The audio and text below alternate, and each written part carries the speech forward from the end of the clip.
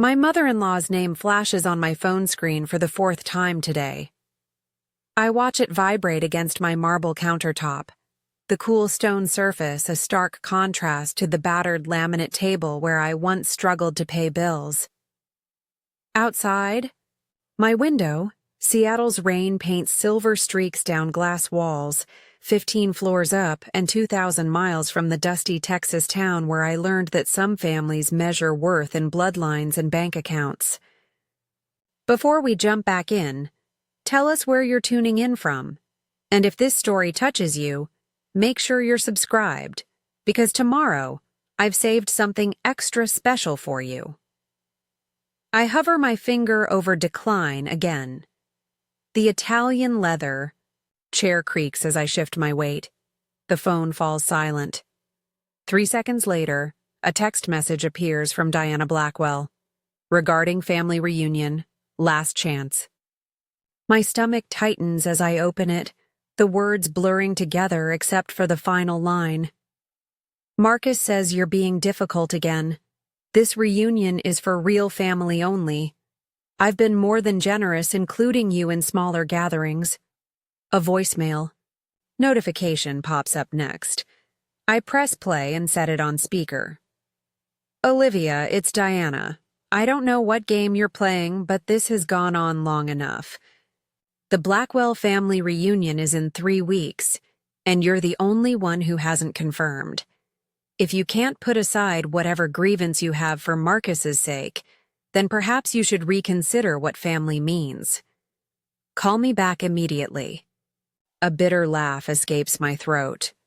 I cross to my home office and pull out a frame, my medical license, hidden behind current case files. The embossed seal catches the light. Dr. Olivia Chen Blackwell, neurosurgery. 3 years sitting in a drawer instead of hanging on my wall because my husband's family made it clear that my achievements made them uncomfortable. My phone buzzes, with a text from Marcus. Please call my mother. She's getting worked up about the reunion. I glance at the calendar on my desk. The Blackwell family reunion is highlighted in navy blue. 7 days of activities, photo shoots, and reminiscing about family history that predates the Civil War. 7 days of subtle reminders that I will never truly belong. I tap open my banking app, $2, $4 million in savings, more than enough to never need their approval again. They just don't know it yet. A memory surfaces, 2 months after our wedding, Diana hosting a dinner party. This is my son's wife, she'd said to her friends with a tight smile. She's a doctor. The way she'd paused, as if my profession were an unfortunate condition. That same night, Marcus's cousin announcing her pregnancy, the living room erupting in celebration. Another true Blackwell on the way, Diana had exclaimed, while I sat invisible on the periphery. The hospital charity gala last year. The shock on Diana's face when the hospital director announced the $2 million donation made anonymously. If only we knew such generous people, she'd whispered to her husband, while I kept my expression neutral, the check I'd written still warm in my memory. Then Christmas, Diana distributing family heirlooms, skipping over me entirely. These need to stay with blood Blackwells, she'd explained when Marcus questioned her. Marcus had defended me weakly before changing the subject. Now I stand before my bathroom mirror, no longer the outsider desperately seeking approval. My reflection shows someone they wouldn't recognize, confident, accomplished, unburdened by the need for their acceptance. I trace my fingers over my name on my medical license. Dr. Olivia Chen Blackwell, Chief of Neurosurgery at Northwest Memorial, invisible no more. My laptop screen glows as I open my email. My fingers move decisively across the keyboard, responding to Diana's invitation. I'll be there. I type simply, a gentle smile spreading across my face as I imagine their expressions when they finally learn who I've become. I pack my designer luggage with precision, tucking my medical license and recent press features between layers of clothes. Have you ever had to hide your success from those who should have celebrated it most? What would you do if your spouse's family only valued you when you fit their narrow definition of belonging? My homecoming is about to teach them a lesson they never expected. The Blackwell estate appears on the horizon as my rental car climbs the winding driveway. Pristine white columns rise against manicured gardens, a southern plantation house transplanted to the Texas hill country. Catering vans unload trays of food near the guest house, where staff arrange tables under white tents. I park behind a row of luxury vehicles, recognizing the personalized plates of various Blackwell relatives. Taking a deep breath, I smooth my silk blouse and step out into the humid air. Diana opens the front door before I reach it, her silver blonde hair arranged in a perfect chignon, not a strand out of place. Olivia, you decided to join us after all. Her hug feels performative, too brief and too stiff. Hello, Diana. Thank you for having me. Inside, the house smells of furniture polish and old money. Reunion planning has transformed the grand foyer into family history museum, with photo displays organized by generation and branch. Marcus emerges from the library, looking uncomfortable in a blazer despite the heat. He kisses my cheek, his eyes darting between me and his mother. Preparing and narrating this story took us a lot of time, so if you are enjoying it, subscribe to our channel. It means a lot to us. Now back to the story. Glad you made it, he says, but doesn't meet my gaze. Most everyone's here already. William Blackwell, my father-in-law, appears at the top of the stairs, reading glasses perched on his nose. He acknowledges me with a nod. Good, you're here. The welcome packets need to be assembled and someone needs to verify the family tree display for accuracy. I've barely set down my bag, but I smile politely. I just arrived, William. And now you have something useful to do, he responds, handing me a stack of folders. Marcus's sister Caroline descends the stairs, phone pressed to her ear. No, I specifically said the 1848 portrait needs to be centered, not the 1872 one. This is literally ruining the historical flow. She spots me and holds up one finger in the universal sign for wait. When she finally ends her call, she air kisses near my cheek. Olivia, thank God. Mom is frantic about the seating arrangements, and Dad's being impossible about the documentary filming schedule. Nice to see you too, Caroline. Uncle Preston is doing this big surprise reveal about the family's historical significance, and I need to make sure it coordinates with the photographer. I set my bag on an antique bench, careful not to scuff the wood. Around me, Blackwell. Relatives mill about, some I recognize, others I've never met. They greet each other with warm embraces and inside jokes, while offering me polite nods at best. Diana appears at my elbow. Marcus tells me you've been busy at the hospital, too busy for family dinners these past few months. There's an accusation in her tone that I choose to ignore.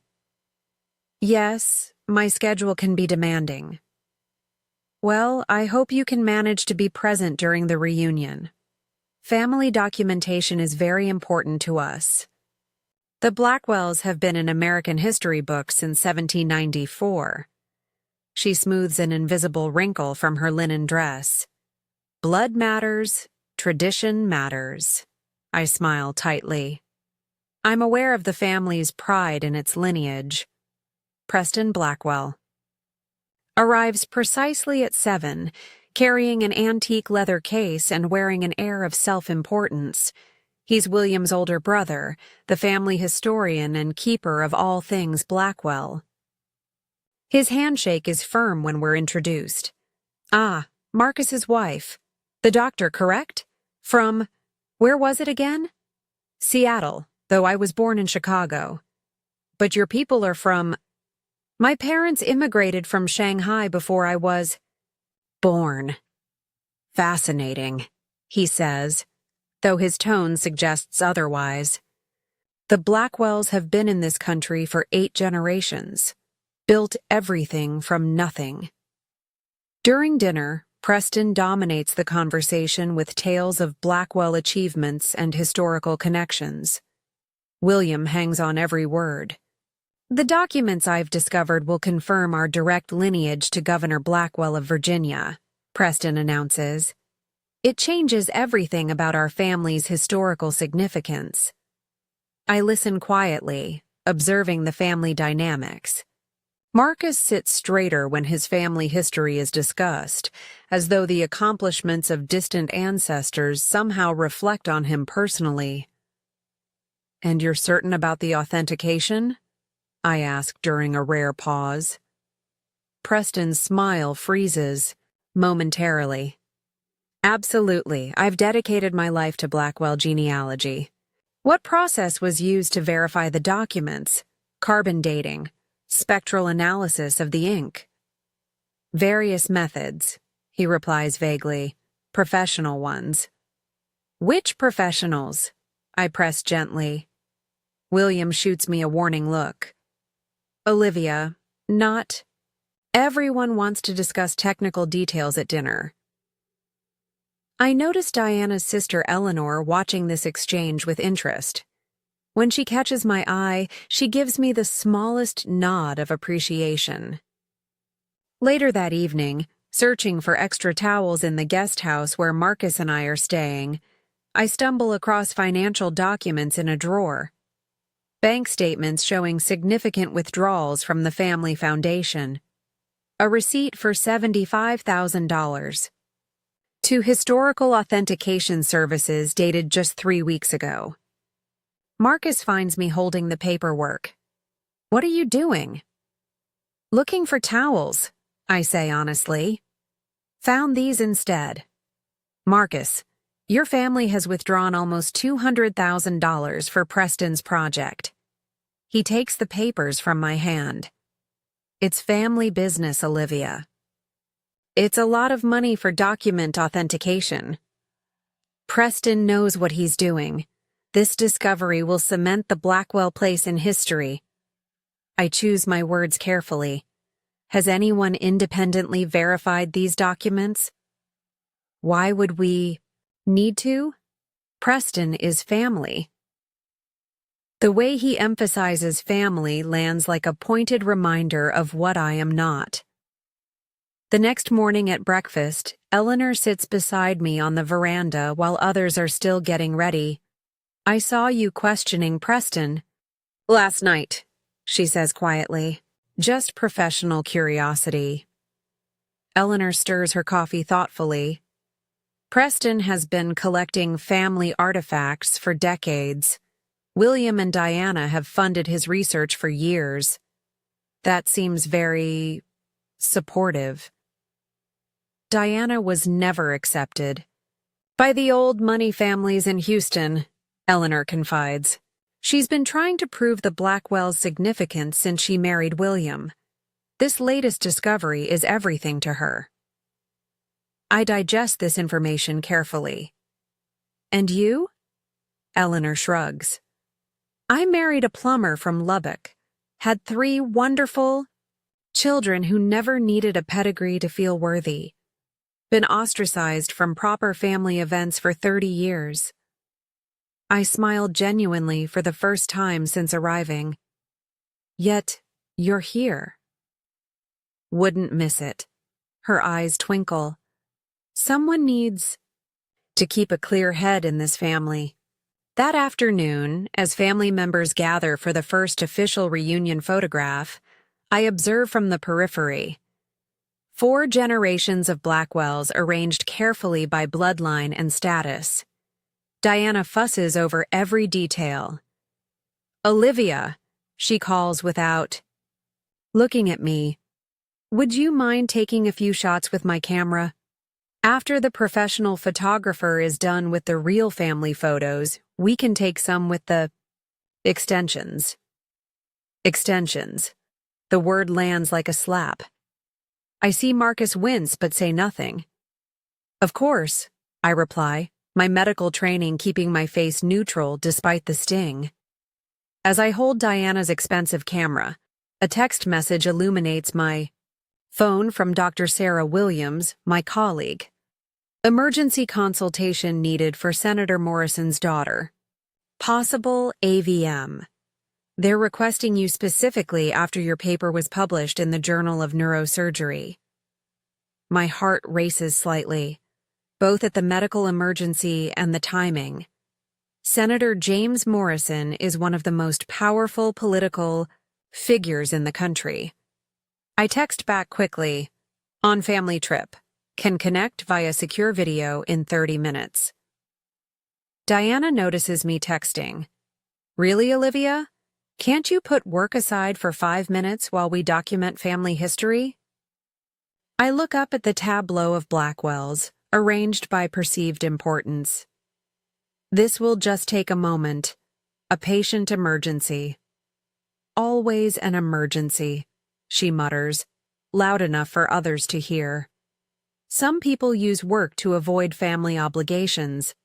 I excuse myself politely and walk toward the guest house.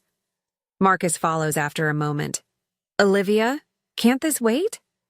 You know how important these photos are to Mom." "It's Senator Morrison's daughter," I say quietly. "Possible arteriovenous malformation. Could be life-threatening." His expression changes. "Senator Morrison? The Senator Morrison?" "Yes. They're requesting me specifically." For the first time today, Marcus looks at me, really looks at me, with something approaching realization. "They requested you personally? Not just your hospital?" I nod, already opening my laptop. "Based on my research publication. I need privacy for this call." He hesitates, torn between family expectations and this new information. "I'll tell them you'll be back soon." The consultation takes 45 minutes. By the time I return to the family gathering, they've completed the photos and moved on to lunch. Diana's tight smile communicates her displeasure clearly. "Nice of you to rejoin us," she says as I take my seat. "What was so important that you had to miss the first official reunion photo? A headache case?" Before I can answer, my phone rings. Again. The hospital administrator's name flashes on the screen. "I'm sorry, I need to take this." Stepping away, I answer. "Dr. Blackwell." "Dr. Chen, the senator's team has arranged for emergency transport. They're flying their daughter to you in Seattle tomorrow morning. I've already authorized the emergency surgical team." I glance back at the table of Blackwells, all watching me with various degrees of annoyance and curiosity. Only Marcus and Eleanor seem concerned rather than irritated. "I understand. I'll make arrangements to return immediately." When I rejoin the table, Diana is mid-complaint about people who can't commit to family time. She falls silent as I approach. "I apologize, but I have a medical emergency that requires my immediate return to Seattle. A young patient with a life-threatening condition is being flown in for emergency surgery." William scoffs slightly. "Surely there are other doctors who can handle it. I'm the neurosurgeon they've requested based on my research in this specific condition." Marcus looks up, surprise evident on his face. "You're leaving now? In the middle of the reunion?" "I have to. I'm sorry." Diana sets down her fork with deliberate calm. "This is exactly what I meant about commitment to family, Marcus. When it comes down to it, some people simply don't prioritize family obligations. The words hang in the air, a challenge I've avoided confronting for years. But something shifts inside me. Perhaps it's the accumulated slights, or perhaps it's the realization that I've outgrown the need for their approval. Diana, I say quietly, a 19-year-old girl might die without this surgery. That takes priority over family photos, even for those fully committed to family. Her face flushes. Well, I suppose we all have different values. Yes, I agree calmly. We do. As I stand to leave, Preston clears his throat. Who exactly is this patient that's so important? I hesitate, patient confidentiality warring with the desire to finally be seen by these people. Senator Morrison's daughter. Marcus answers for me, a hint of pride in his voice that I've rarely heard when he speaks about my work. The table falls silent. Senator Morrison, whose political connections and influence are unmatched, whose name carries more weight than even the Blackwell legacy in these circles. Senator James Morrison? William asks, his tone completely changed. Yes, I reply simply. His daughter has a condition that relates directly to my research. I need to pack and arrange transport back to Seattle. As I walk away, I hear the buzz of conversation resume behind me. Urgent, excited, speculative. For the first time, they're talking about me not as Marcus's wife, but as someone with significance of my own. In the guest house, I quickly pack my belongings. Marcus enters as I'm zipping my suitcase. You never mentioned you knew Senator Morrison, he says, watching me gather my things. I don't know him personally. His staff reached out to my hospital based on my published research. But they asked for you specifically. There's a question in his voice, and something else. A dawning realization, perhaps. Yes, they did. Mom's upset. I gathered that. He sits on the edge of the bed, running a hand through his hair. You could have mentioned you were doing important research, that you were recognized for it. I pause, looking at him directly.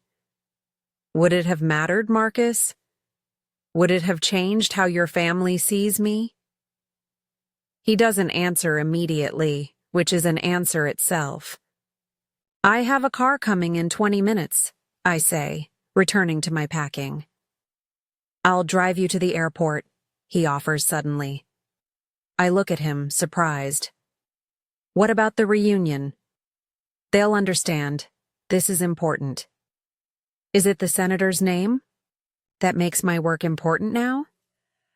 Or is it finally registering that I've built something significant while they weren't looking? Diana appears in the doorway, her expression carefully composed. Marcus said you're leaving for a special surgery. Yes, I need to be back in Seattle tonight. She hesitates, then. This patient, they specifically requested you. Not just any neurosurgeon? Yes. Because of research you've done? I published a paper last year on arteriovenous malformations in young adults. It's become something of a standard approach for these cases. She absorbs this information, recalibrating something in her assessment of me. I see. Well, we can certainly excuse you from the reunion for something of this magnitude. The grudging respect in her voice is new and telling. My value has suddenly increased in her eyes, not because of who I am, but because of who recognizes my work. Thank you for understanding, I say, neither accepting nor rejecting the condescension wrapped in her permission. As Marcus drives me to the airport, the Texas landscape blurs outside the window. You never talk about your work, he says after several minutes of silence. You never asked, I reply simply. Not in any real way. He grips the steering wheel tighter. That's not fair. I've always supported your career. Supporting isn't the same as seeing, Marcus. At the airport, he carries my bag to the check-in. As we stand at the security checkpoint, the moment of parting feels weighted with unspoken realizations. Will? You come back for the end of the reunion? He asks. I don't know. The surgery is tomorrow, and recovery monitoring will take at least 48 hours. He nods, then asks the question that's clearly been bothering him. Why didn't you tell any of us about your research? About being recognized in your field? I look at him directly. Would it have changed anything, Marcus?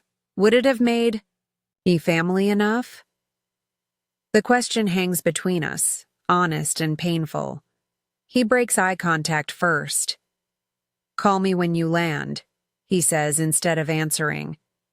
I nod and turn toward security, my steps lighter with each foot of distance I put between myself and the Blackwell legacy. On the flight to Seattle, I review the patient's scans on my secure tablet, making notes for tomorrow's procedure. But my mind keeps returning to the look on Diana's face when she learned Senator Morrison had requested me. The sudden recalculation, the first glimmer of actual respect.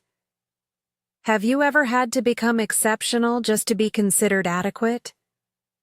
How far should someone go to be accepted by people who have already decided you don't belong? Tomorrow, I'll save a young woman's life using techniques I pioneered. Tonight, for the first time, the Blackwells are seeing me as something more than an interloper in their precious bloodline. The question is, does their recognition still matter to me? The surgical theater at Northwest Memorial gleams under precise lighting, a world away from the Blackwell estate's carefully curated antiques. My team moves with practiced efficiency around me as I stand motionless, eyes fixed on the magnified view of Emma Morrison's brain through the surgical microscope. The AVM, a tangle of malformed blood vessels, reveals itself after careful dissection. Microdissector, I say quietly, and the instrument appears in my outstretched hand without delay. 4 hours in, we reach the critical juncture, the feeding, artery hidden behind delicate neural tissue. This is the moment that separates routine from pioneering, where the technique I developed diverges from standard approaches. My hands move with certainty born from hundreds of similar procedures, guiding instruments with millimeter precision. Beginning the Morrison approach, my resident murmurs, using the nickname the technique has acquired around the hospital. I allow myself a small smile behind my surgical mask. 6 hours after making the first incision, I step back from the table. Closure can begin, I announce, removing my surgical loops. Excellent work, everyone. In the surgical lounge, I peel off my cap and gown, checking my phone for the first time since early morning. 12 missed calls from Marcus, 5 from Diana, 3 voicemails and numerous text messages. The first voicemail plays in my ear as I sink into a chair, exhaustion washing over me. Olivia, it's Diana. Marcus told us more about your position at the hospital. We had no idea you were so established in your field. Please call when you can. The family would very much like to know when you might return to finish the reunion activities. The second message. Olivia, Diana again. Senator Morrison's office contacted us. Apparently, he mentioned you were his daughter's surgeon when he canceled a fundraising appearance at Williams' firm. Everyone here is quite impressed. Do let us know how the surgery went. The third. Makes me pause mid-sip of water. Dr. Blackwell, this is Preston. I understand you have some expertise in authentication processes for historical documents. Perhaps when you return, we might discuss my collection. I'd value a scientific perspective. I set the phone down and closed my eyes briefly, letting the irony wash over me. After 3 years of subtle exclusion, suddenly the Blackwells are eager for my presence. Not because they've recognized my worth as a person, but because someone they deem important has validated me. My contemplation is interrupted by Dr. Sarah Williams, who enters with 2 cups of coffee, handing me one. "You look like you need this more than sleep," she says, dropping into the chair beside me. "The Morrison girl?" "Stable. Clean margins on the AVM, no complications. She'll need close monitoring for the next 48 hours, but prognosis is excellent." Sarah nods appreciatively. "Beautiful work as always. Are you heading home or staying?" "Staying. I want to be here when she wakes up." I sip the coffee gratefully. "How's the family reunion going?" Sarah knows all about the Blackwells. She's heard my carefully edited stories for years, reading between the lines of what I've left unsaid. "Ah, the famous Blackwell gathering. Done with that already?" "Had to leave early for the surgery." "Lucky you," she smirks, then studies my expression more carefully. "Or maybe not. Something happened." I hesitate, then show her the voicemails. She listens, her eyebrows rising progressively higher. "Wow," she says when the last one finishes. "Amazing what a U.S. senator's name will do to change people's perception." Apparently, I'm suddenly worthy of the Blackwell name.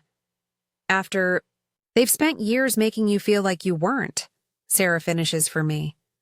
"What are you going to do?" I stare at my reflection in the dark window, seeing not just the tired surgeon after a complex procedure, but layers of identity I've built. While the Blackwells weren't looking, chief of neurosurgery, researcher, innovator, mentor to young surgeons. I'm going to do my job, I answer finally, monitor my patient, and then decide how much more energy I want to invest in people who only see my value when it's reflected in someone else's estimation. Sarah squeezes my shoulder as she stands to leave. "For what it's worth, some of us saw your brilliance long before Senator Morrison came calling." I spend the night in the on-call room, checking on Emma every few hours. By morning, her vital signs are strong, brain activity normal. When her parents arrive, Senator Morrison grasps my hand in both of his. "Dr. Blackwell, we can never repay you. The team at Johns Hopkins said your paper represented a breakthrough in AVM management. They were right to recommend you." His wife, teary-eyed, embraces me.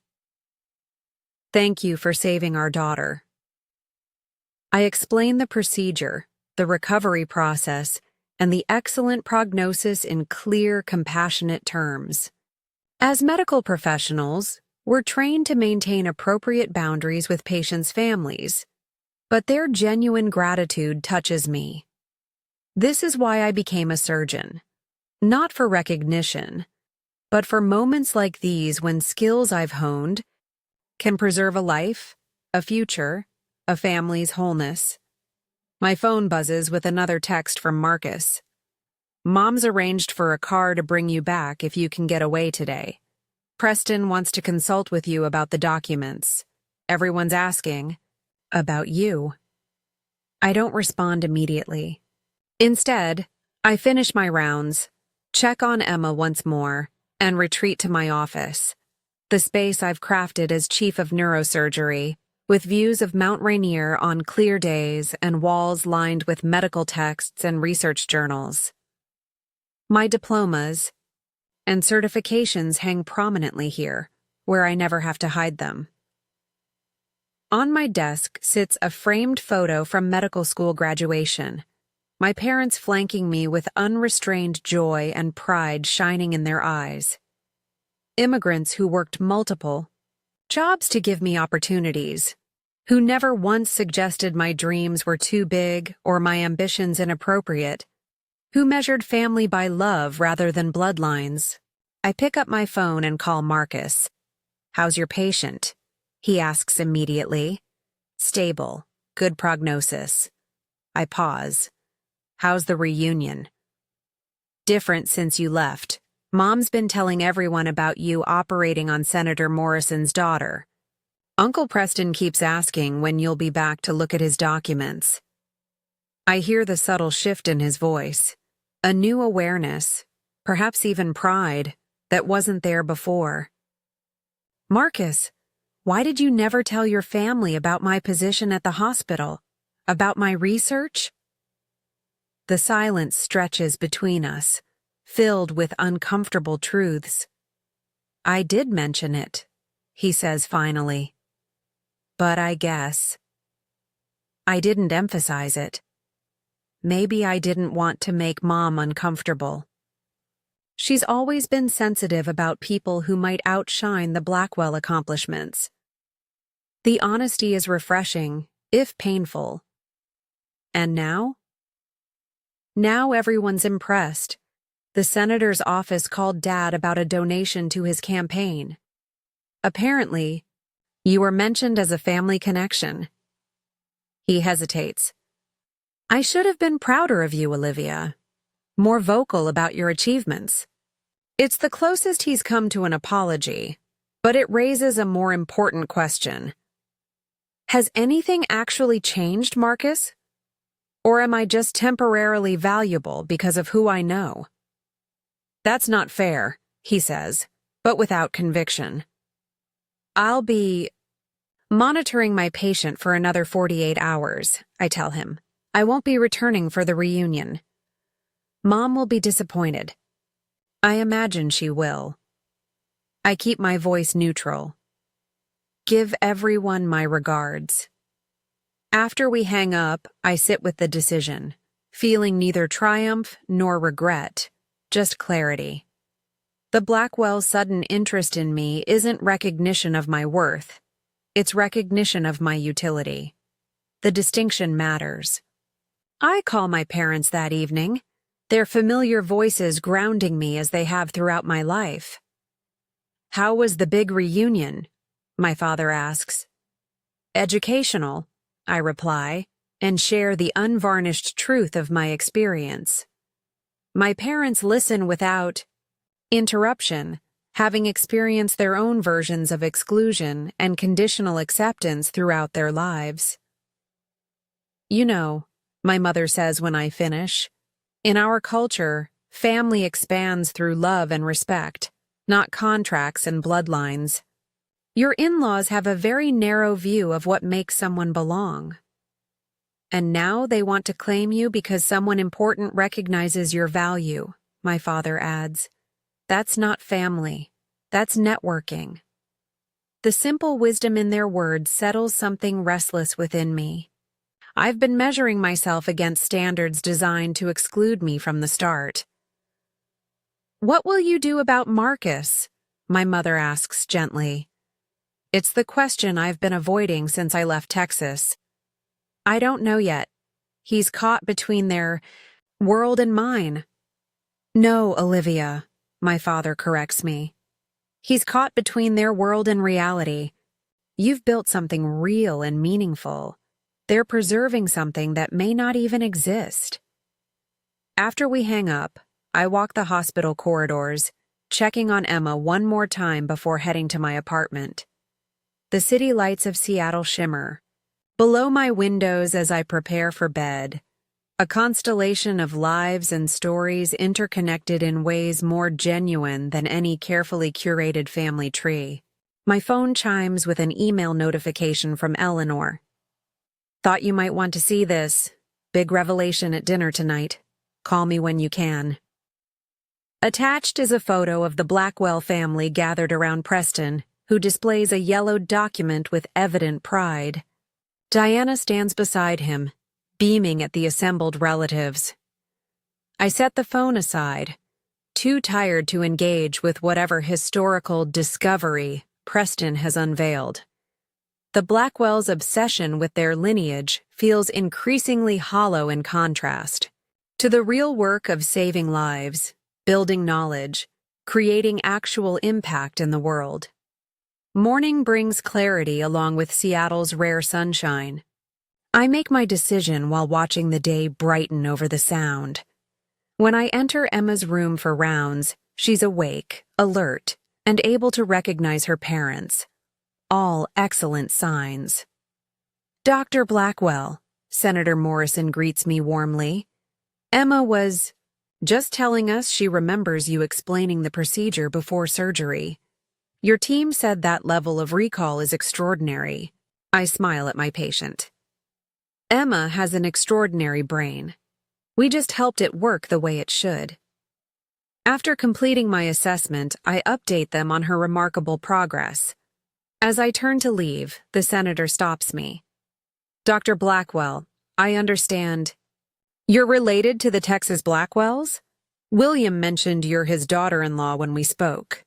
I pause, choosing my words carefully. "Yes, I'm married to Marcus Blackwell." Fine family. Very proud of their heritage. William seemed especially pleased to have a connection to the surgeon treating Emma. He smiles kindly. "Though between us, I think your achievements might outshine their ancestral claims." The irony isn't lost on me. Medicine is my heritage, Senator. My parents sacrificed everything to give me educational opportunities. That legacy matters more to me than any genealogical connection. He studies me with newfound respect. Well said, doctor, and a perspective more Americans should embrace. By afternoon, Emma is sitting up, eating, and showing no neurological deficits. I sign off on her care to my capable team and head home, to shower and change before making the hardest call of the day. Diana answers on the second ring.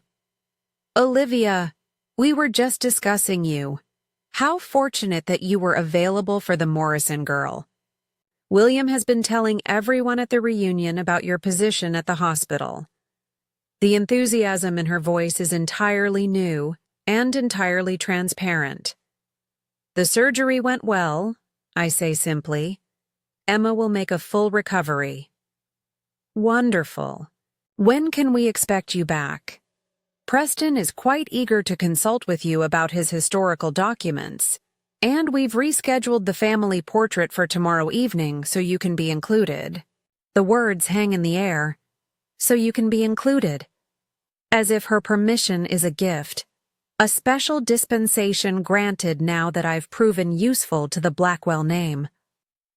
"I won't be returning to the reunion, Diana." A pause. "I don't understand. Surely your patient is stable now."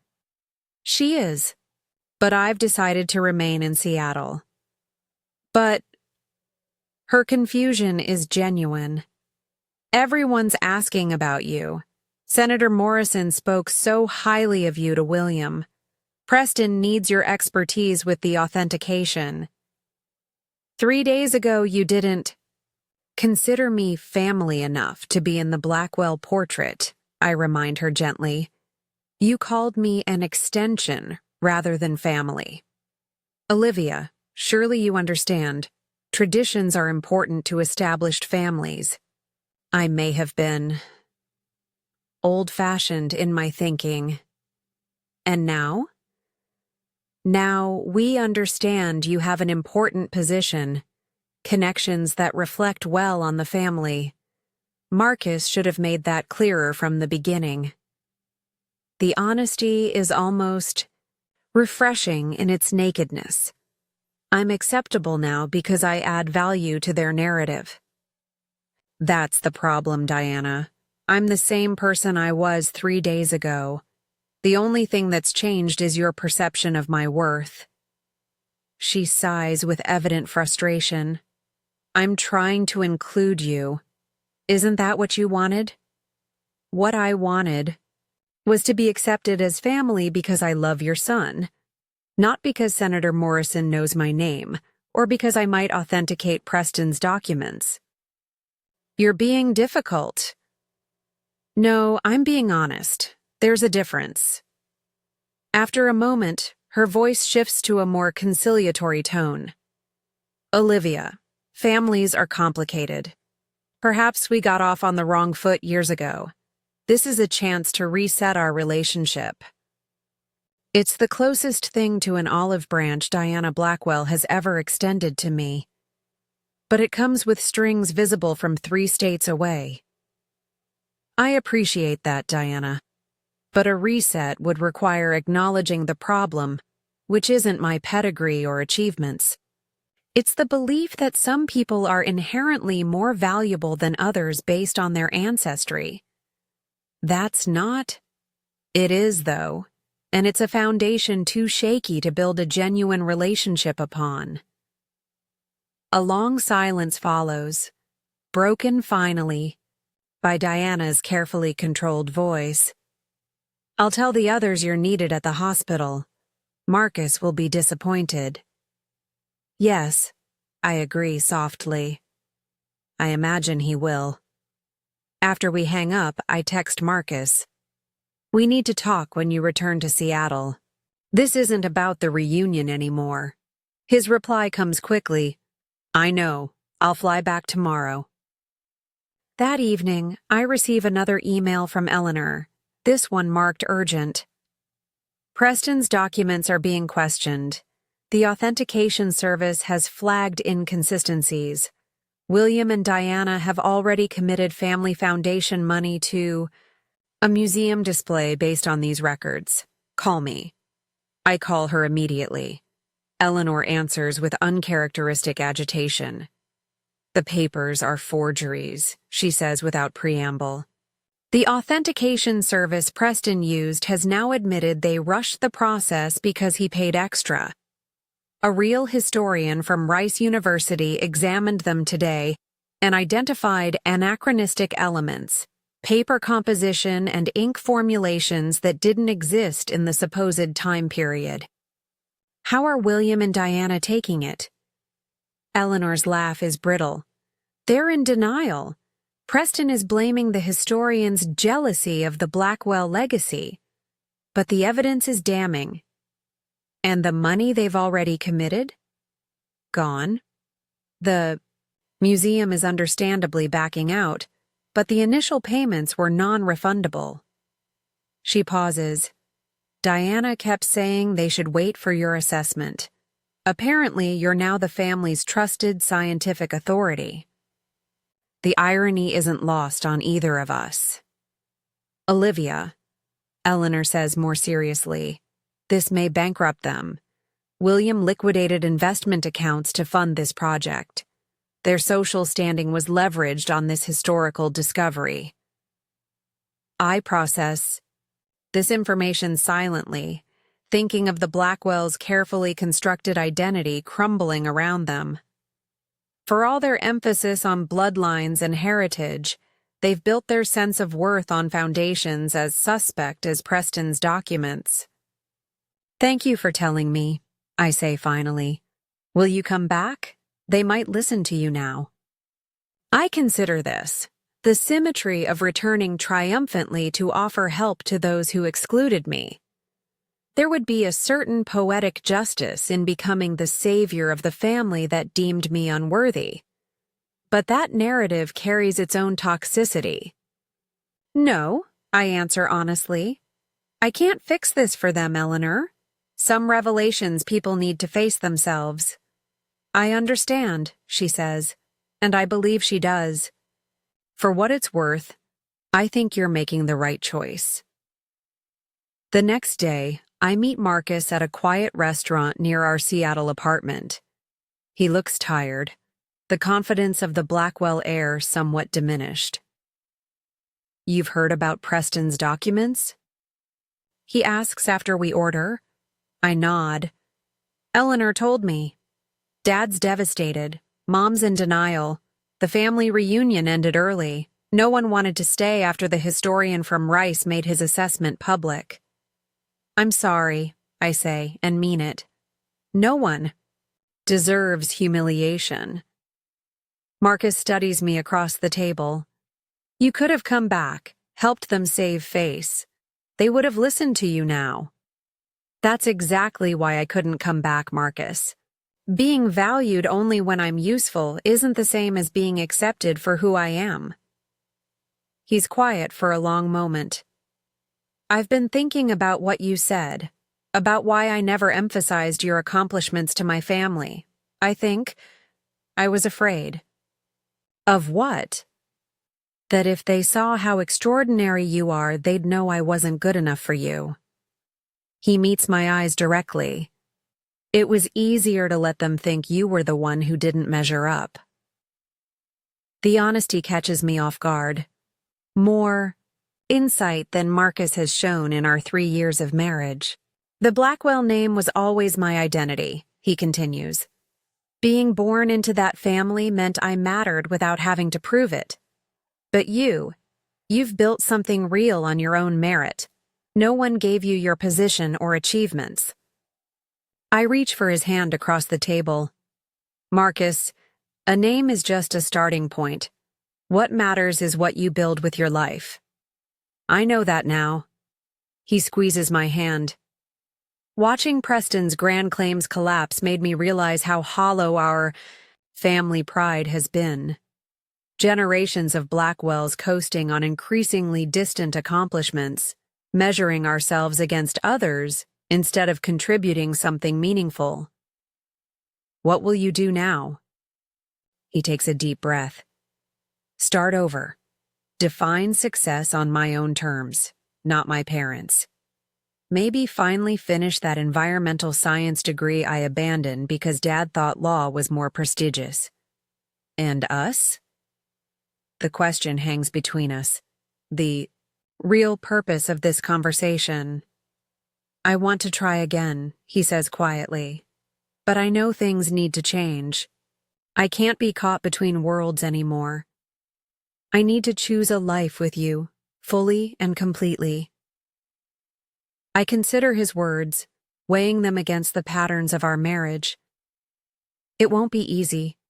Your parents' approval has always been your north star. I'm finding a new navigation system, he says with the hint of a smile. One based on what's real and meaningful, not performative and hollow. Does anyone really change this fundamentally? I'm not sure. But I recognize the courage it takes to even try. One day at a time, I suggest. Starting with some boundaries around your parents' involvement in our life. He nods, relief evident in his expression. I can do that. As we leave the restaurant, walking along Seattle's waterfront with the Olympic Mountains hazed in distant blue, I think about families. Those we're born into and those we create. The Blackwells' carefully curated lineage, now in tatters because of forged documents and misplaced pride. My own parents, who never needed historical validation to know their worth, lay in the future they helped create, not the past they claimed. What are you thinking? Marcus asks, noticing my contemplative silence. That authenticity matters more than ancestry, that we get to decide what family means to us. He takes my hand as we walk. I'm beginning to understand that. Later, that evening, a final email arrives from Eleanor with a photo attached. It shows her sitting on the Blackwell estate's porch with her unsuitable plumber husband, their 3 grown children, and 7 grandchildren of various ages.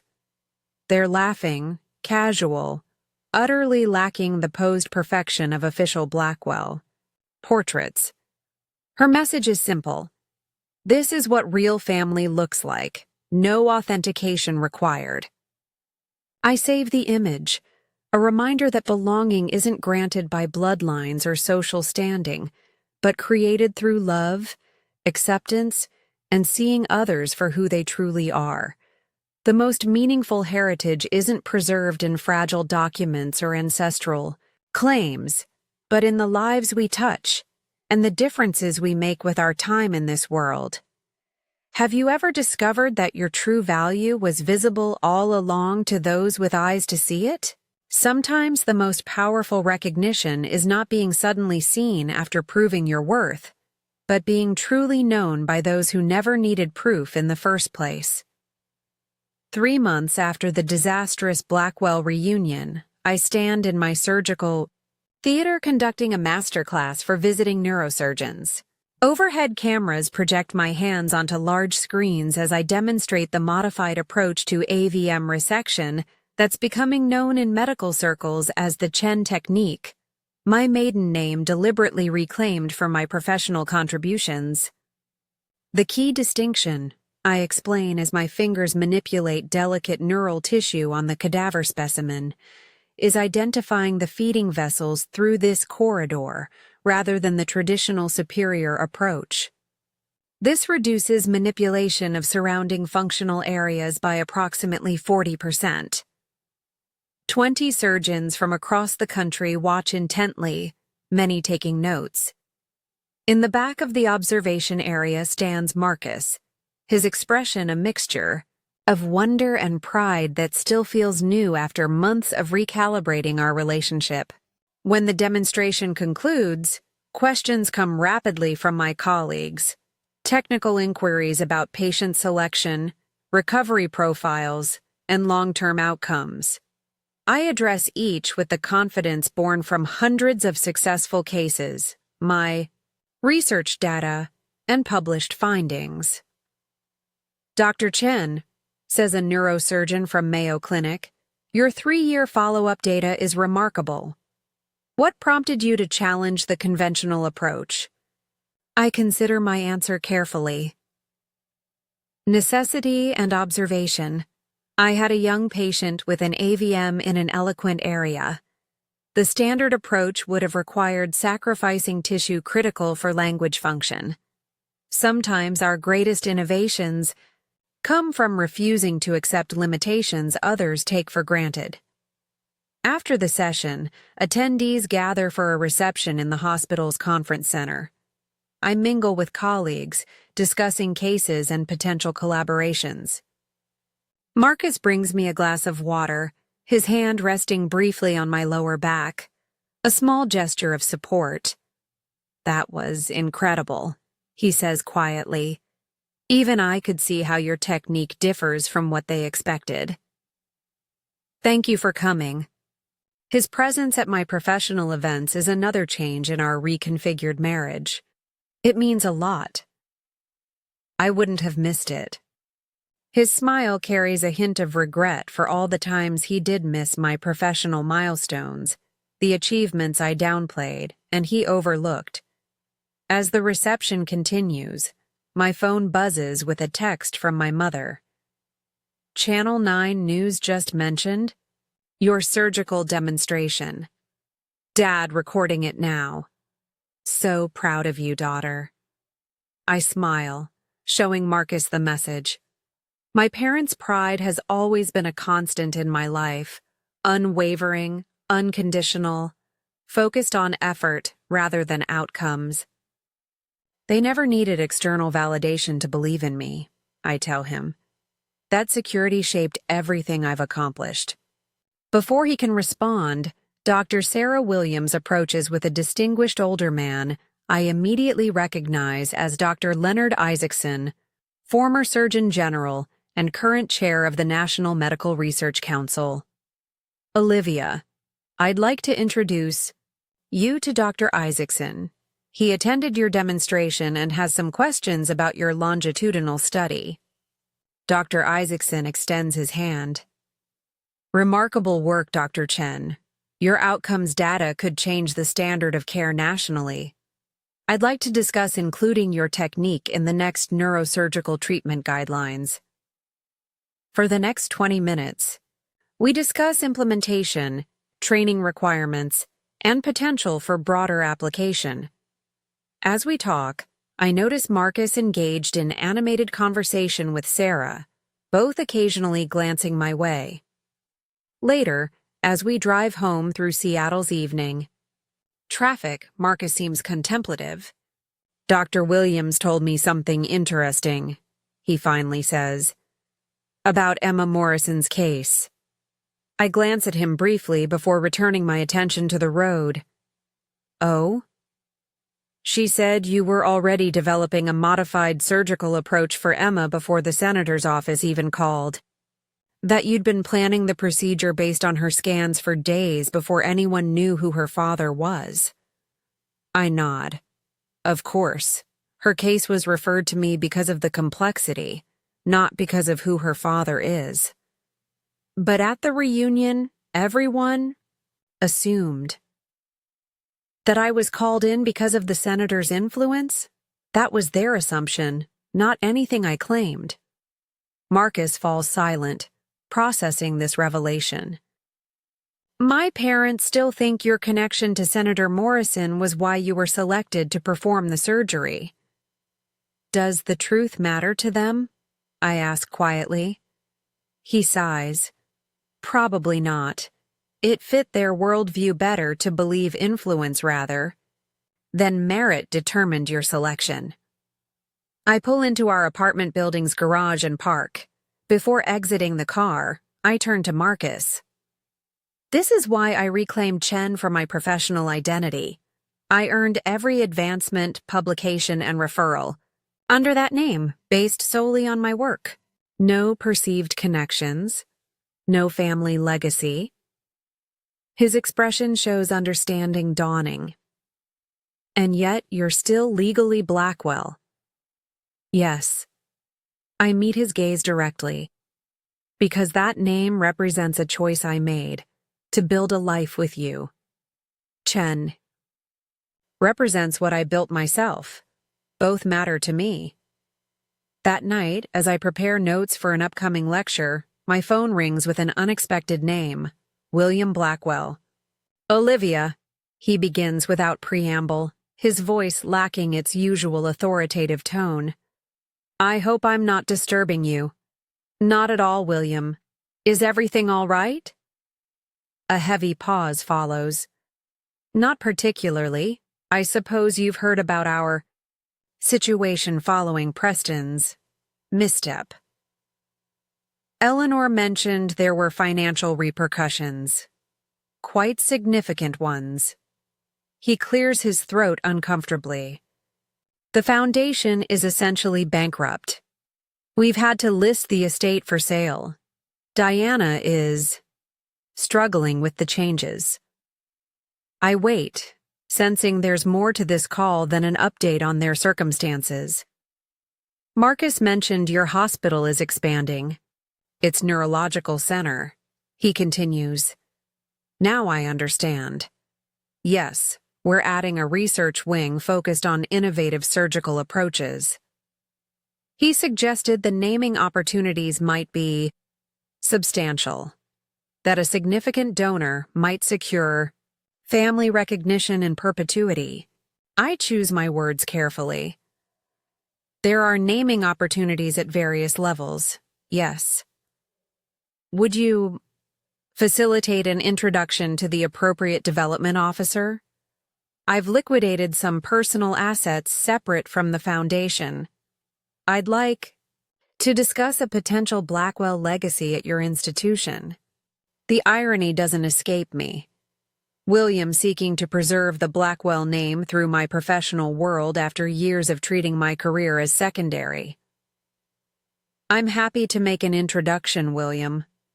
Though I should mention that naming rights begin at $5 million for individual treatment rooms. The main surgical center would be considerably more. A sharp intake of breath indicates the figure exceeds his expectations. I see. And would there be consideration for family connections in such arrangements? The hospital evaluates donations based on their financial merits, not personal relationships, but I'm sure they'd be pleased to discuss options within your budget. The shift in power dynamics isn't lost on either of us. 3 months ago, I was the outsider seeking acceptance from the Blackwell family. Now, William is the supplicant hoping for entry into my professional world. Thank you, he says finally. I would appreciate that introduction. And, Olivia, I owe you an apology. Our treatment of you over the years was short-sighted. It's more acknowledgement than I ever expected from William Blackwell, a man who prides himself on never admitting error. Thank you for saying that, William. I'll email you the contact information tomorrow. After we hang up, I sit with the conversation, examining my feelings. There's no triumph in the Blackwells' downfall, no satisfaction in seeing their pride humbled by circumstances.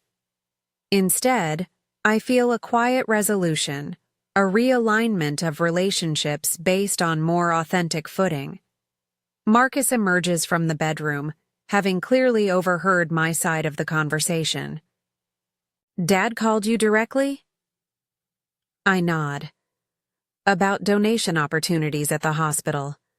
He sits beside me on the sofa. He's desperate to salvage some form of the Blackwell legacy. The estate sale has hit him harder than the financial loss. That house has been in the family for generations. It's difficult to lose things that define your identity, I acknowledge. Yes, Marcus agrees thoughtfully.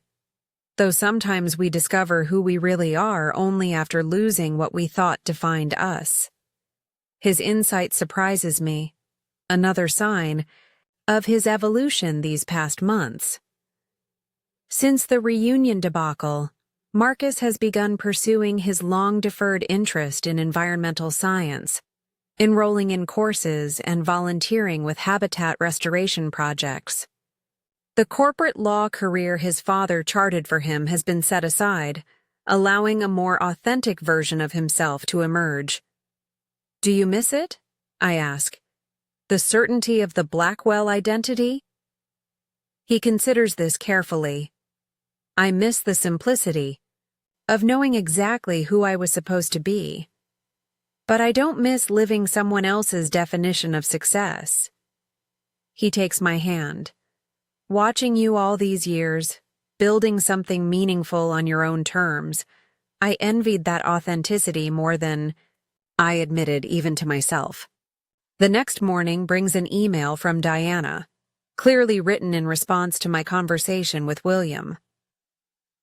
Olivia, William mentioned he spoke with you about potential opportunities at your hospital. We're downsizing considerably due to unfortunate circumstances and hoping to preserve some form of the Blackwell legacy through more modern avenues. Perhaps you might visit soon to discuss possibilities. We've taken a small condo in Houston temporarily while the estate is on the market. You'd be most welcome. The invitation, polite, almost warm, represents a seismic shift in Diana's approach to me. Yet I notice she still frames their situation as unfortunate circumstances, rather than acknowledging the self-deception and overextension that led to their downfall. I forward the email to Marcus with a simple question. Thoughts? His reply comes quickly. Progress, not perfection. Mom's trying in her own way. We could visit for a day if you're comfortable with it. 2 weeks later, we find ourselves in an elegantly appointed but modest condominium in Houston's Museum District. Diana greets us with a tight hug that feels less performative than usual. Thank you for coming, she says, leading us inside. William's at a meeting with the estate agent, but he'll join us shortly. The condo, while beautiful, is perhaps 1/10 the size of their former estate. Family photos occupy one wall, carefully curated images of Blackwell achievements and gatherings. I notice with surprise that our wedding photo has been added to the display. You have a lovely view, I offer, noting the park visible from their balcony. Yes, quite nice, Diana agrees, though her eyes drift momentarily to the wall of photos, to what was, rather than what is. It's an adjustment, of course. Change usually is, I say gently. She prepares coffee with precise movements, maintaining the formality that has always characterized her hostessing. As we sit in the living area, I notice small treasures salvaged from the estate. Antique figurines, silver frames, delicate porcelain that once filled glass-fronted cabinets in their grand home. Marcus tells me you've secured a position with the Historical Society, I say, genuinely interested in how she's adapting. Diana's posture straightens slightly. Yes, 3 days a week cataloging private collections. My knowledge of period furniture and decorative arts has proven useful. A hint of pride enters her voice. They were quite impressed with my expertise. That's wonderful. It must be fulfilling to be recognized for your knowledge. She glances at me, perhaps hearing the subtle parallel to my own experience. Yes, it is, though it's taken some adjustment, working for others after a lifetime of volunteer leadership. Marcus joins the conversation. Mom's already been asked to give a lecture series on 19th century decorative arts. My first presentation is next month, Diana admits with a small smile. I'm rather nervous about it. You'll be excellent, I assure her. You've always had remarkable knowledge in that area. Her expression softens. Thank you, Olivia. When William arrives, he brings news of a potential buyer for the estate. The conversation shifts to practical matters, what furniture they'll keep, which family heirlooms must be sold, how their remaining assets will be managed. During a moment when Diana and Marcus step onto the balcony to discuss a nearby property, William turns to me. I've been thinking about what you said regarding your hospital's donation requirements, he begins, his voice lowered. The amount is beyond what I can manage currently, but it occurs to me there might be alternative approaches. What did you have in mind? The Blackwell family still has connections, social if not financial. Senator Morrison, for instance, expressed interest in supporting causes important to Emma's surgeon. He watches me carefully. Perhaps a fundraising event, leveraging our remaining social network. The Blackwell name still opens certain doors. I consider his proposition. William is offering the one resource they still possess, social capital, to support my professional world. It's a genuine attempt at bridge building, albeit still rooted in transactional thinking. That's an interesting proposition, I acknowledge. Though any such initiative would need to benefit the hospital's mission, not just secure naming rights. Of course, he agrees quickly. Perhaps you could suggest appropriate focus areas, research funding, equipment, training programs. Actually, I say, an idea forming, there is a significant need for a scholarship program for medical students from underrepresented backgrounds. Diverse perspectives lead to better medical outcomes and more innovative approaches. William processes this, clearly not the direction he anticipated. A scholarship program? Rather than a named physical space? Legacy isn't just about seeing your name on a building, William. It's about the impact you create, the opportunities you provide that wouldn't exist otherwise. He considers this, his expression thoughtful. The Blackwell Diversity in Medicine Scholarship Program. He tests the phrase carefully. It has merit, I suppose. Though Diana might have preferred something more tangible. What's more tangible than changing someone's life path, than making it possible for brilliant minds to contribute to medicine who otherwise couldn't afford the opportunity? Our conversation is interrupted by Diana and Marcus returning. Something in our expressions prompts Diana to ask, "What have you two been discussing so intently?" William explains the scholarship concept. To my surprise, Diana's response is measured, even curious. Would recipients be selected on merit? She asks. Academic excellence would be essential, I confirm, combined with demonstrated need and commitment to serving underserved communities. She nods slowly. I suppose there's something fitting about the Blackwell name being associated with future achievement, rather than dwelling on the past. The insight surprises me, revealing depths to Diana I hadn't previously recognized, or perhaps had never looked for. Later, as Marcus and I walk through the museum district before heading to the airport, he squeezes my hand. That went better than I expected, he admits. They're different. Humbled, yes, but also growing in ways I never imagined possible. People can surprise you when their foundations shift, I reply. When the narratives they've built their identities around fall away, sometimes more authentic selves emerge. Like me? He asks with a small smile. Like all of us, in different ways. I look at him warmly. Your environmental studies suit you. I see passion when you talk about restoration projects that I never saw when you discussed corporate law. He nods, his expression lightening. It feels right. Like I'm finally doing what I was meant to do rather than what was expected of me. That's the difference between inheritance and authentic living, I observe.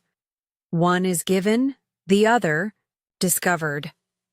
Back in Seattle, life resumes its rhythm. Surgeries, research, teaching, and building our recalibrated relationship. Marcus and I establish new patterns, more equal and transparent than before. He no longer downplays my achievements or shields his parents from the reality of my professional stature.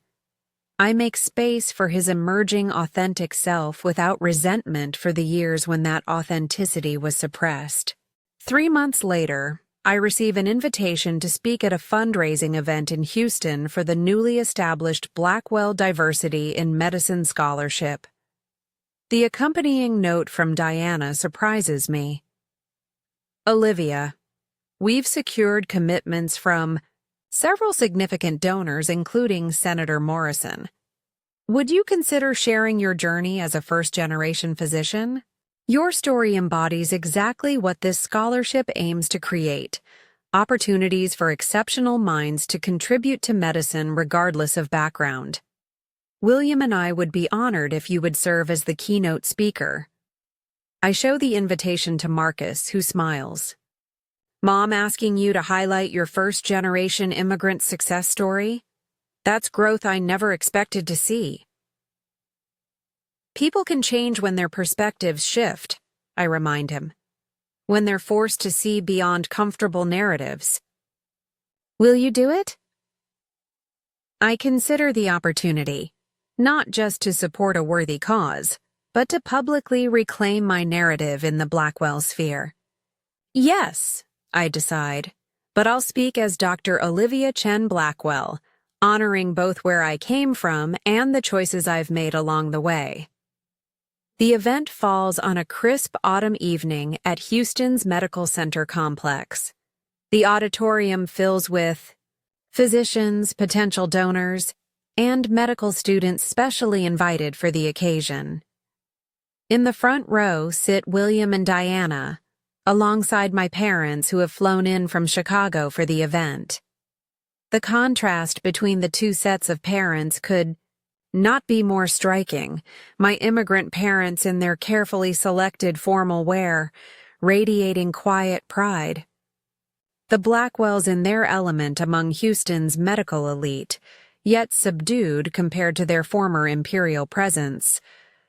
William introduces me with unexpected eloquence.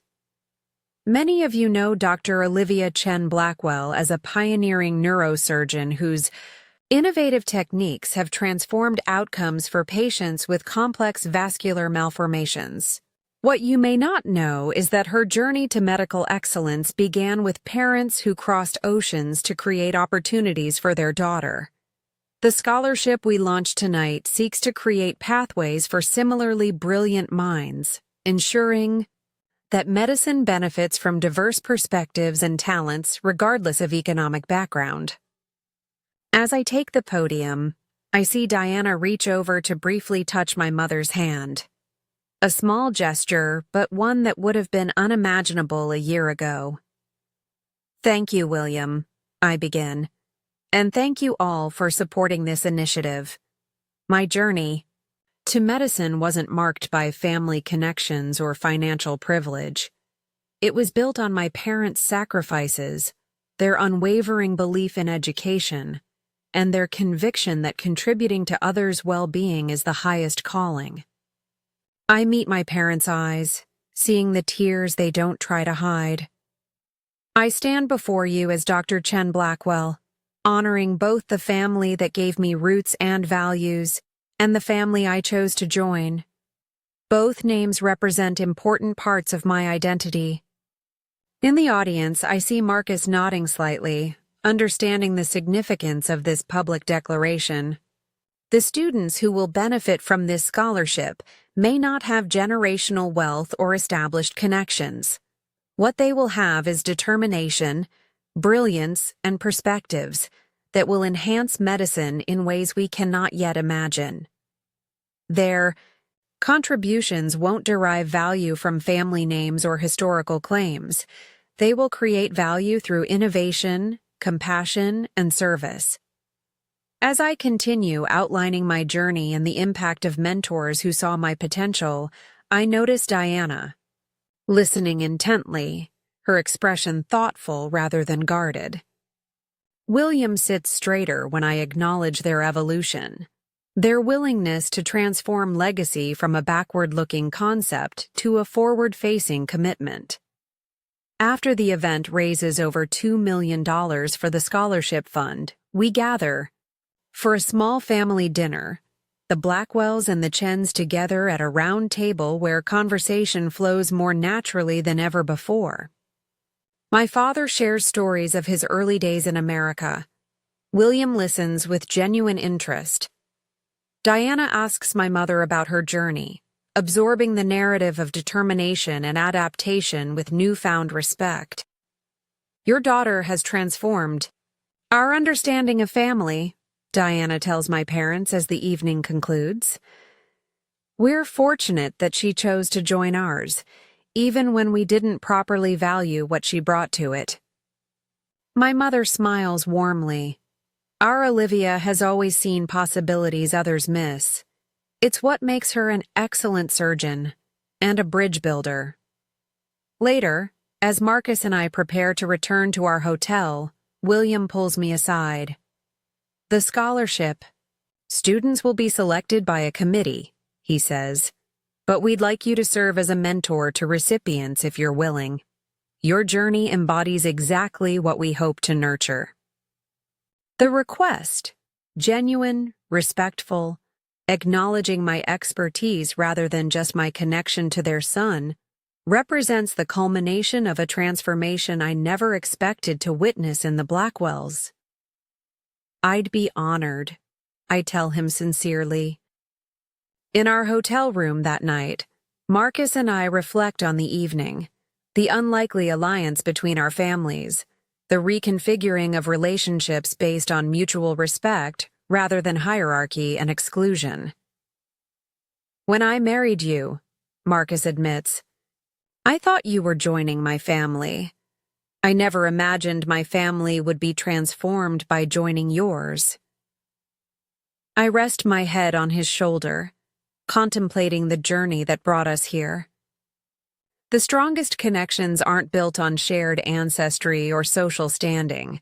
They're built on seeing and valuing each other's authentic selves. "My parents finally see you," he says softly. "And themselves more clearly too," I add. "That's the more significant transformation." As I drift toward sleep, I think about belonging, how we search for it, sometimes in places determined to exclude us, when true belonging comes from mutual recognition and respect. The Blackwells' journey from rigid exclusivity to cautious openness isn't complete, but it's genuine. My journey from seeking their approval to establishing healthy boundaries has transformed not just how they see me, but how I see myself. Have you ever discovered that changing someone's perception of you matters less than changing your perception of yourself? That the approval you once craved pales beside the simple recognition of your inherent worth? Sometimes the most profound transformation isn't being finally seen by others, but fully seeing and accepting yourself. 5 years after the inaugural Blackwell Diversity in Medicine Scholarship fundraiser, I stand in the newly completed Chen Blackwell Neurosurgical Innovation Center. Floor-to-ceiling windows frame Mount Rainier in the distance, its snow-capped peak glowing pink in the early morning light. The research facility represents a collaboration I could never have imagined when I first encountered the formidable Blackwell family resistance. Dr. Chen Blackwell? A voice interrupts my contemplation. Sophia Martinez, the first recipient of the Blackwell Scholarship, now in her final year of medical school, approaches with a tablet in hand. The simulations you requested are complete. The modified approach reduced the projected complication rate by 27%. I smile at the promising young surgeon who reminds me of myself 15 years ago. Brilliant, driven, and unfettered by traditional constraints in medical thinking. Excellent work, Sophia. Have you shown these results to the research team? Not yet. I wanted your input first on whether we should proceed to cadaveric trials. Absolutely. Schedule time in the lab next week. I'd like to work through the approach with you personally. Her eyes widen slightly. You'll perform the trial with me? Of course. That's how innovation advances. Established surgeons and fresh perspectives collaborating. As Sophia walks away, Marcus enters carrying 2 biodegradable coffee cups. He's returned to Seattle just yesterday from a 3-week ecological restoration project in Costa Rica, his skin tan and his eyes bright with purpose. The Environmental Conservation Foundation he established 3 years ago has already helped preserve over 5,000 acres of critical habitat. Impressive place, he says, handing me a cup and gazing around the research center. Hard to believe this was just an idea on a napkin during that Houston fundraiser. I take a sip of the perfectly prepared coffee. Marcus has never forgotten how I like it, even as so much else has changed between us. Your parents' networking skills paired with actual scientific merit proved quite effective. He laughs, a free and genuine sound that still delights me after years of knowing him. Mom's ability to extract donations from reluctant billionaires transferred remarkably well from charity galas to medical research. We walk through the center, passing research labs where scientists and surgeons collaborate on next-generation techniques. The facility represents a new model for neurosurgical innovation, combining clinical excellence, technological advancement, and perspectives from surgeons trained in diverse environments worldwide. Have your parents arrived yet? I ask, checking. My watch. The formal dedication ceremony begins in 3 hours. They're at the hotel settling in. Dad's nervous about his speech. I raise an eyebrow. William Blackwell, nervous about public speaking? That's new. He wants to get it right. Says this is the most meaningful legacy project he's ever been involved with. The transformation in William and Diana Blackwell over 5 years has been remarkable. After their financial collapse, they rebuilt not just their circumstances, but their values. William discovered genuine purpose in advancing medical education, leveraging his remaining connections to open doors that might otherwise have remained closed to innovative but underfunded initiatives. Diana, to everyone's surprise, thrived. In her role at the Historical Society, eventually becoming its director and transforming its mission from preserving artifacts to telling inclusive stories about diverse contributions to Texas history. "How's your mom handling the Chen Blackwell naming?" I ask, genuinely curious. 5 years ago, Diana would have balked at the Chen name taking equal billing with Blackwell. Marcus smiles. Actually, it was her suggestion. Said it properly honored the dual foundations of the center's vision. We pause before the donor wall near the entrance, an artistic installation where contributors' names appear on illuminated glass panels that shift and interact with one another, symbolizing the collaborative nature of medical advancement. The Blackwell family name appears alongside the names of research hospitals, technology companies, and other supporters, no larger, no more prominent. Just one essential contributor among many. Remember when your mother thought the Blackwell name should always stand alone above all others? I muse. That version of my mother seems like a stranger now, Marcus admits. Though I suspect seeing their name permanently etched in a cutting-edge medical facility provides some of the same satisfaction that the family estate once did. With the crucial difference that this legacy actually helps people. As we continue our tour, we're joined by Dr. Sarah Williams, now the hospital's chief medical officer, who has been my steadfast friend and ally throughout this journey. The auditorium is ready for the dedication, she reports, and the first international fellow just arrived from Nigeria. Brilliant young surgeon, reminds me of you when you first came here. I'll meet with her tomorrow, I promise, making a mental note to personally welcome Dr. Adeyemi to the program. Sarah studies me with knowing eyes. How does it feel? Seeing all this come to fruition?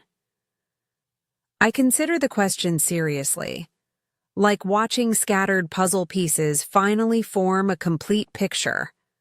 Parts of my life that once seemed in conflict, my heritage, my marriage, my professional identity, now reinforce each other. You created that integration, Sarah reminds me. It didn't happen by accident. As she's called away to handle a hospital matter, Marcus and I make our way to my office to prepare for the ceremony. The space reflects my evolution. Framed. Articles about the Chen technique share wall space with photos of Marcus and me in Costa Rica helping with his conservation work. My parents beam from a picture taken at last year's scholarship award ceremony, standing proudly beside Diana and William, the two couples now sharing genuine friendship after years of building understanding. I received the most interesting email yesterday, Marcus says as he helps me gather materials for my presentation, from Caroline. I look up in surprise. Marcus's sister has maintained the most distance during the Blackwell transformation, clinging to old patterns and perspectives longer than her parents. What did she want? She's considering applying to graduate school, environmental policy, of all things. He shakes his head in wonder. Asked if I would review her application essays. That's unexpected. She saw the feature about the foundation's work in Ecuador, said it made her rethink her priorities. He meets my eyes. Apparently, watching her parents rebuild their lives with actual purpose made an impression, even if she resisted it initially. People can surprise you, I observe. Sometimes they just need longer to find their authentic path. The dedication ceremony fills the center's auditorium. Medical professionals, researchers, donors, and all 25 Blackwell scholars selected over the past 5 years. My parents sit in the front row beside William and Diana, The four of them engaged in animated conversation that still strikes me as miraculous, given their inauspicious beginning. William Blackwell approaches the podium first, his tall frame, slightly stooped now but his presence still commanding. He surveys the audience before beginning. 5 years ago, I understood legacy as something preserved from the past. A name, a lineage, accomplishments of ancestors long gone that somehow reflected glory on their descendants. I believed worth was inherited rather than created. He pauses, meeting my eyes briefly. I was profoundly mistaken. A murmur ripples through the audience, particularly from those who knew the former William Blackwell, a man who never admitted error. The Chen Blackwell Center represents a transformative understanding of legacy, not as something we protect from the past, but something we build for the future. Not glory reflected from distant ancestors, but light generated by meaningful contribution. He gestures toward the Blackwell scholars seated together. These remarkable young physicians don't derive their excellence from family connections or inherited privilege. They create excellence through determination, innovation, and service. Their diverse perspectives aren't incidental to their potential. They're fundamental to it. As William continues, outlining the center's mission and the scholarship program's success, I watch Diana's face. She's watching her husband with evident pride, nodding slightly at key points. The woman who once dismissed me as not family enough now champions programs designed specifically to elevate those previously excluded from medicine's upper echelons. When it's my turn to speak, I approach the podium with a deep sense of completion. Not of a journey ending, but of disparate elements finally aligned in harmony. Medical innovation doesn't emerge from homogeneity, I begin. It flourishes when different perspectives converge, when traditional approaches meet fresh eyes, when established wisdom encounters new questions. The Chen Blackwell Center embodies this principle not just in its research methodology, but in its very DNA. I acknowledge the many contributors who made the center possible, colleagues who supported the vision, donors who provided resources, and especially the Blackwell scholars, whose energy and insight continually remind me why this work matters. My own journey to this podium was neither linear nor easy. There were barriers of finance, of culture, of belonging that might have prevented me from becoming a neurosurgeon altogether. What made the difference were people who saw potential rather than limitations, who valued contribution over credentials, who understood that excellence isn't confined to expected packages. I make eye contact with my parents, whose sacrifices made my education possible, with Sarah, who championed my research when others dismissed it, with the Blackwell scholars, who represent the center's future. This center exists to systematize those opportunities, to ensure that brilliant minds from all backgrounds can contribute to advancing neurosurgical care. The next transformative innovation in our field likely resides in someone who doesn't fit traditional molds, whose perspective has been shaped by experiences outside mainstream medicine. Our responsibility is to find those innovators, nurture their talent, and incorporate their insights. After the ceremony concludes, we gather for a smaller reception in the center's collaborative space. William approaches me holding 2 glasses of champagne, offering one with a small smile. "Remarkable speech," he says simply. "You've always had clarity about what matters." "Not always," I admit, accepting the glass. "But I've learned to trust my instincts about where value truly resides." He nods, his expression thoughtful. "I've been reflecting lately on our first interactions, How dismissive I was of your accomplishments, how fixated on names and bloodlines and social standing. People evolve, William. You've come further than most. Thanks to you, he says quietly. Your refusal to accept our limited vision of family, of worth, forced a reckoning that ultimately saved us from ourselves. The Blackwell name stands for something meaningful now, something earned rather than inherited. Before I can respond, we're joined by one of the Blackwell scholars, Dr. James Turner, a brilliant young neurosurgeon from Appalachia, whose research on traumatic brain injuries in rural communities has already improved care standards nationwide. Dr. Chen Blackwell, he greets me warmly. I wanted to introduce my parents. They've traveled from Kentucky for the ceremony. The couple standing beside James exude the same quiet dignity I recognize in my own parents, people who have worked hard all their lives, who measure success by contribution rather than acquisition. William extends his hand to James's father, a coal miner whose calloused palm tells its own story of sacrifice and labor. Mr. Turner, it's an honor to meet you. Your son's research is changing how we understand brain trauma in underserved communities. James always was a determined boy, Mr. Turner replies with evident pride. When he said he wanted to be a doctor, we didn't know how it would happen, but we knew he'd find a way. The scholarship made all the difference, James adds. Not just financially, but knowing there were people who believed medical innovation could come from someone with my background. As the conversation continues, I observe William engaging genuinely with the Turners, asking thoughtful questions about their community and their son's journey. There's no condescension, no subtle reinforcement of social hierarchies, just authentic interest in their experience and perspective. Later, I find Diana deep in conversation with my mother near the donor wall.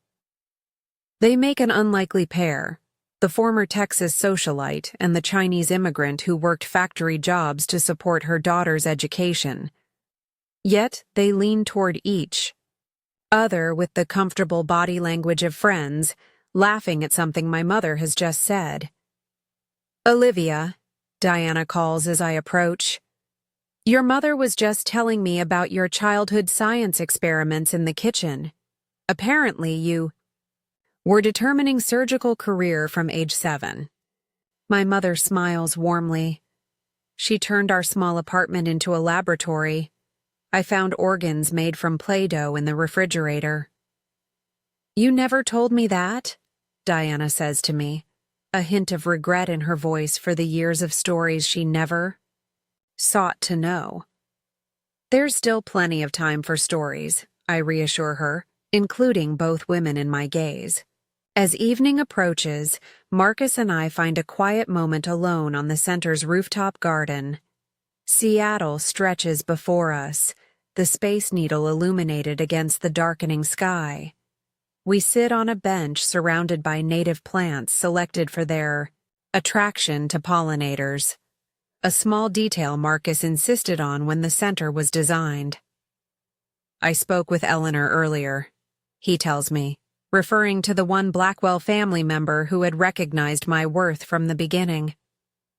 She's bringing her grandchildren to visit next month, wants them to see what the Blackwell name means now.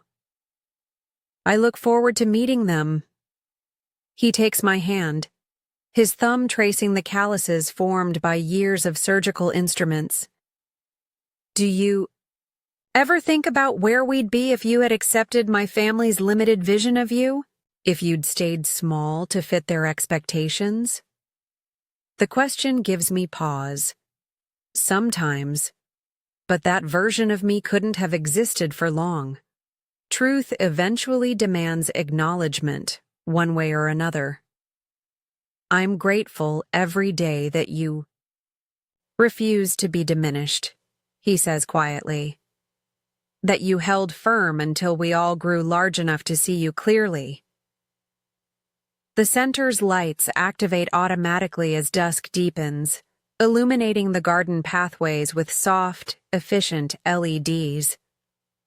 The building systems, like everything else about the center, represent thoughtful integration of form and function, traditional wisdom and innovative approaches. We should join the others for dinner, I note, checking my watch. Your parents are hosting at the restaurant in an hour. As we stand to leave, Marcus pauses, looking back at the center with its gleaming windows and purposeful design. It's a beautiful legacy, Olivia, one that will outlast all of us. Legacy isn't in buildings, though, I remind him gently. It's in the minds we help develop, the innovations they'll create, the patients whose lives will be transformed by treatments we haven't even imagined yet. The ripple effect of being seen and valued, he says, understanding immediately. Dinner that evening brings together the diverse strands of our expanded family. My parents and the Blackwells, yes, but also Sarah and her wife, Eleanor and her husband, 3 Blackwell scholars who have become like family, and colleagues from both the medical center and Marcus's environmental foundation. Diana, now comfortable in her role as collaborative partner rather than imperious matriarch, has arranged the seating to maximize meaningful connections, placing people together based on shared interests rather than status or seniority. She catches my eye across the table and raises her glass slightly in a private toast that acknowledges how far we've come. The conversation flows naturally between topics: medical innovations, conservation challenges, personal milestones. William discusses a mentorship program he's developing for first-generation college students with Dr. Turner's father, both men animated by the potential to create opportunity. My father shares stories from his early days in America with Eleanor's husband, finding common ground in their experiences building lives in new environments. As dessert is served, Diana lightly taps her glass for attention. I hope you'll indulge me in a brief moment of reflection, she begins, her voice warm but clear. Many of you know that our family once defined itself by exclusivity, by who couldn't belong as much as who could. She looks around the table, meeting each gaze directly. What I couldn't see then, but understand clearly now, is how that limitation diminished us far more than it elevated us. Real family, meaningful connection, grows through inclusion, not exclusion. Through recognizing value wherever it exists, not just where tradition tells us to look for it. Her eyes find mine, holding steady with genuine emotion. Olivia, when you first joined our family, I couldn't see past my own narrow definitions to recognize what you brought to it. I'm profoundly grateful that you persisted long enough for us to grow into better versions of ourselves. Versions capable of seeing you clearly. The words land with gentle power, an acknowledgement I never expected to hear articulated so directly. Marcus squeezes my hand under the table, his expression a mixture of pride and wonder at his mother's evolution. To seeing each other clearly, Diana concludes, raising her glass. And to the innovations that emerge when we value each contribution for what it is, not for who delivers it. To seeing clearly, we echo in unison, glasses raised in the warm restaurant light. Later that night, as Marcus and I prepare for bed in our Seattle home, a craftsman bungalow we renovated together, blending his environmental sensibilities with my appreciation for clean lines and natural light, I find myself reflecting on the journey that brought us here. What are you thinking? Marcus asks, noticing my contemplative silence as I stand by our bedroom window, looking out at the garden we've cultivated over the years. About visibility, I answer honestly. about what changes when you're truly seen versus merely tolerated. He comes to stand beside me, following my gaze to the Japanese maple we planted on our first anniversary, now matured into a graceful form that anchors the garden's design. "You know what amazes me most?" he says. "That you never needed their recognition to know your own worth. You were always clear about your value, even when no one in my family could see it." Not always, I admit. There were moments of doubt. Times when I questioned whether I was asking too much by expecting to be fully acknowledged. But you held the line anyway. Because compromise on fundamental dignity isn't really compromise. It's erasure. I turned to face him fully. And because I had examples of unconditional acceptance in my life, my parents never measured my worth by external validation. Marcus nods thoughtfully. They gave you a foundation solid enough to withstand rejection from others. Yes. And now we're building that foundation for others. The Blackwell scholars, the researchers at the center, even your conservation fellows. Creating environments where contribution matters more than credentials. As we settle into bed, I think about the many forms of legacy we create. Some visible like the Chen Blackwell Center with its gleaming facade and cutting-edge laboratories. Others invisible but equally powerful, like the subtle shift in perspective that allows someone to see themselves as capable and valuable despite messages to the contrary. 5 years ago, Diana Blackwell couldn't imagine a surgeon with my background being family enough to attend a reunion. Today, she proudly introduces me as her daughter-in-law, whose medical innovations have transformed neurosurgical care worldwide. The change came not because I finally proved myself worthy of the Blackwell name, but because the Blackwell's understanding of worth itself transformed. My phone chimes with a text message from Sophia Martinez. "Final simulations complete. Results. Exceed projections. Cannot wait to begin cadaveric trials next week."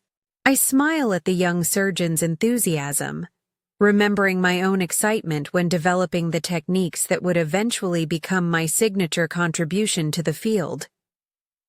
Sophia brings a perspective shaped by her own unique journey, growing up in a migrant worker family, witnessing healthcare disparities firsthand, developing insights that would never emerge from traditional medical pathways. "Good news?" Marcus asks sleepily. "The future arriving on schedule," I reply, setting the phone aside and settling beside him. As sleep approaches, I reflect on the layers of meaning in Diana's toast. To seeing each other clearly.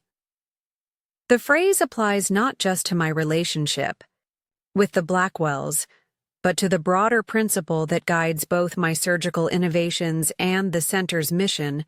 That clarity of vision comes from multiple perspectives, from questioning assumptions, from valuing insight wherever it appears. The Chen Blackwell Center stands as physical testament to this principle, but its true legacy lives in the perspectives it validates, the voices it amplifies, the innovations it nurtures that might otherwise have remained undeveloped. Have you ever discovered that your greatest contribution wasn't the work you did, but the doors you held open for others to walk through? That your most meaningful legacy wasn't what you built yourself, but what you empowered others to create? Sometimes our most profound impact comes not from achieving personal recognition, but from transforming the very standards by which recognition is granted, ensuring that those who come after us won't have to fight the same battles for visibility and validation that we did.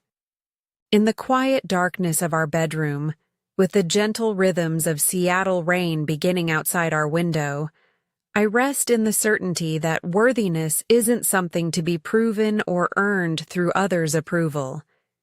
It exists independently, waiting, only to be recognized, by ourselves first, and eventually, by a world that learns to see more clearly. Up next, you've got two more standout stories right on your screen. If this one hit the mark, you won't want to pass these up. Just click and check them out. And don't forget to subscribe and turn on the notification bell so you don't miss any upload from us.